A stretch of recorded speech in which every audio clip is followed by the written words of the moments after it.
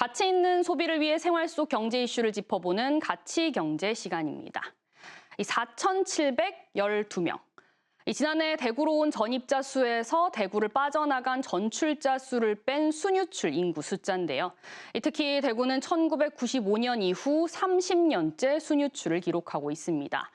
경북에서도 지난해 8천여 명이 빠져나가는 등 인구 감소는 가속화하고 있습니다. 이런 문제는 어제 오늘 일이 아니죠. 급격한 인구 감소로 사회적, 경제적 문제에 직면하자 정부는 2021년 전국 89곳을 인구 감소 지역으로 지정했습니다. 이 중 대구에서는 군위군과 남구, 서구 이 세 곳이 포함됐습니다. 경북은 고령과 문경 등 15곳이 지정됐는데요. 관심 지역으로 지정된 경주와 김천까지 포함하면 17개 시군으로 전국에서 가장 많습니다. 이들 지역을 중심으로 10년 동안 한 해 1조 원의 지방소멸 대응 기금이 지원되는데요. 인구 감소 지역 지정 4년 차인 지금 이 사업을 재점검하고 부족한 부분은 개선해 내실을 다져야 한다는 지적이 나옵니다. 인구 감소 지역 지정에는 인구 증감률과 인구 밀도, 청년 순 이동률 등 8개 지수가 활용됩니다. 전문가들은 이 지수들을 재검토할 필요가 있다고 강조합니다.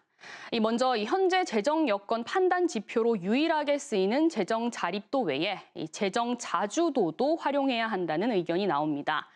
재정 자립도는 중앙정부의 지원을 제외하고 지자체가 자체적으로 조달할 수 있는 수입을 보는 지표이기 때문에 지자체의 재정적 독립성을 평가하는 데 중점을 두는데요. 반면 재정 자주도는 중앙정부의 교부금과 보조금 등을 포함해 지자체가 가진 재정적 자율성을 평가합니다. 예를 들어 재정 자립도가 낮은 지자체라도 다양한 형태의 교부금과 보조금을 받으면 재정이 열악한 지역으로 볼 수 없겠죠. 이 때문에 재정 자립도만으로는 편향된 판단을 초래할 수 있고 실질적인 재정 상태를 반영하지 못한다는 겁니다. 이외에도 인구 밀도 지수가 인구 감소와 연관성이 떨어진다는 주장도 나옵니다. 실제로 대구 서구와 남구 등은 인구 밀도는 높지만 재정 여건이 좋지 않고 인구 감소 문제가 심각하죠. 인구 밀도만 기준으로 삼으면 농촌 지역에 과도한 기준이 적용될 수 있어 재정비가 필요하다는 지적입니다. 관련 지원 사업에도 문제가 많았습니다. 지난해 정부는 인구 감소 지역 대응 시행 계획에서 131개 사업에 8조 9천억 원의 예산을 책정했습니다.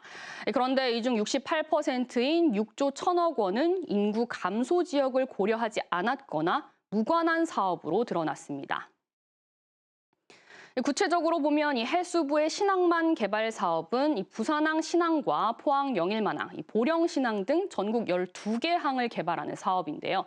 여기에서 인구 감소 지역은 충남 보령뿐이었습니다. 심지어 재해 안전망 구축이나 기타 항만 재개발 사업에는 인구 감소 지역이 아예 없었고요. 지역 아동센터 운영비 지원이나 아이돌봄 지원 사업 등도 인구 감소 지역과 상관없이 시행되고 있습니다. 이 때문에 인구 감소 지역 지원 특별법에 따라 해당 지역을 우선 혹은 차등 지원하거나 인구 감소 지역 대응 시행 계획에서 제외해야 한다는 주장이 나옵니다. 이외에도 국회 예산정책처는 지방 소멸 대응 기금 집행률이 지난해 6월 기준 46%에 불과하다며 무리하게 올리는 건 지양해야 하지만 미집행액 운용에 대한 면밀한 검토는 필요하다고 덧붙였습니다. 인구 감소는 해당 시군구만의 문제가 아닌 국가 차원의 체계적인 접근과 통합 정책이 필요한 사안이죠. 인구 감소 지역 지원에 막대한 예산이 들어가는 만큼 이 사업의 실효성을 높이는 다각적인 고민이 필요해 보입니다. 지금까지 가치경제 오하영입니다.